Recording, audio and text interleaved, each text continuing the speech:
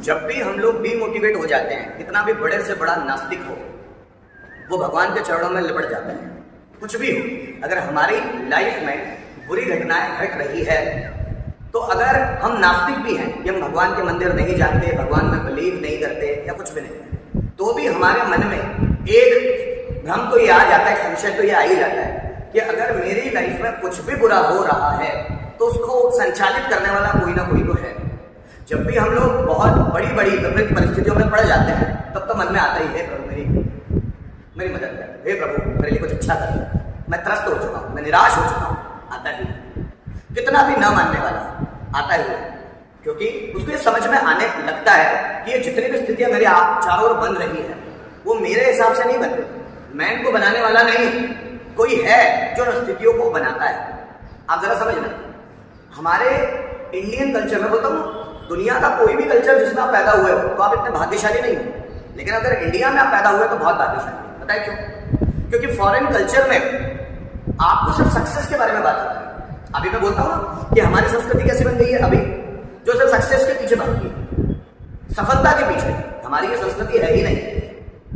अगर आप उपनिषद पढ़ेंगे तो उपनिषद में ऋषि बहुत तपस्या करते हैं, तपस्याओं के बाद जो उनको मंत्र मिलते हैं वो मंत्र उपनिषद में है, वो मंत्र वेदों में है, पर वहां पर पर्टिकुलर किसी ऋषि का नाम नहीं लिखा हुआ है कि किस ऋषि को यह मंत्र हासिल हुआ तपस्या करने के बाद।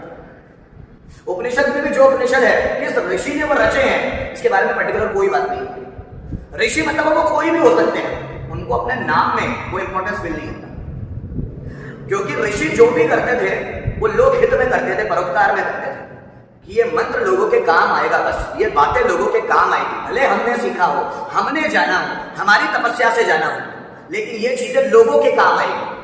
वो इसी भावनाओं के साथ तपस्या करते थे ताकि लोक हित हो, हमारा तो हो ही, साथ साथ लोक हित हो। तो किसी भी उपनिषद या वेदों में किसी पर्टिकुलर ऋषि का नाम नहीं दिया जाता कि ये मंत्र किसने डेवलप किया है। आप समझ रहे हो मेरी बात? उनको नाम से कोई लेना देना नहीं, अगर उन्होंने कुछ अचीव किया है तो वो समाज हित में अर्पित करते हैं, जो भी उन्होंने पाया है तपस्या से, ध्यान चिंतन मनन से, तो वो लोक हित में अर्पित करते हैं। ये हमारा कल्चर है कि यार ऋषि सब कुछ पाते हैं लेकिन आपको दे देते हैं, सब कुछ पाते हैं और आपको दे देते हैं। लेकिन यूरोप कल्चर कैसा है कि वो पाते हैं लेकिन वो अपना उस चीज पर नाम अंकित करना चाहते हैं। जैसे हमारे यहाँ शिवकर बापू जी तलपड़े, उन्होंने 1894 में दुनिया का पहला हवाई जहाज बनाया, 1894। फिर 1903 में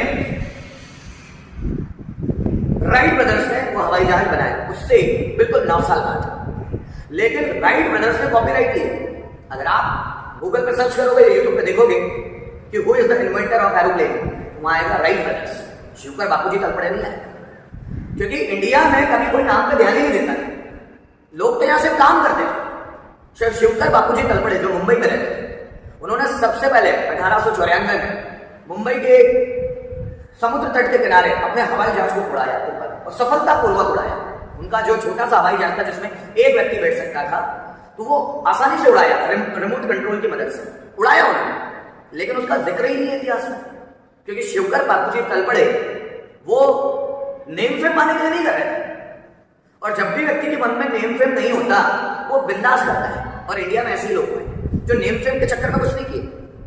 अभी आप देखो, अगर आप बोलेंगे दुनिया के सबसे बेहतरीन मैथमेटिशियन, तो अगर आप सर्च करेंगे तो यूरोपियन आएंगे, ब्लेस पास्कल और बहुत कुछ अलग अलग तरह के नाम आएंगे। लेकिन दुनिया के सबसे बेहतरीन मैथमेटिशियन जिसने सबसे पहले गणित की बुक बनाई वो कौन? माधवाचार्य, भास्कराचार्य, ब्रह्मगुप्त, इनके नाम भी नहीं आए, क्योंकि इन लोगों ने मैथ्स कोई फेमस होने के लिए थोड़ी ना बनाया। या मैथ्स की बुक जब माधवाचार्य ने सबसे पहली बार लिखी तो उनका ये मकसद थोड़ी था कि मेरे कारण मैथ्स को जाना है, ऐसा कोई इंटेंशन ही नहीं होता। लेकिन आज जो भी लोग करते हैं उनके पीछे इंटेंशन होता है।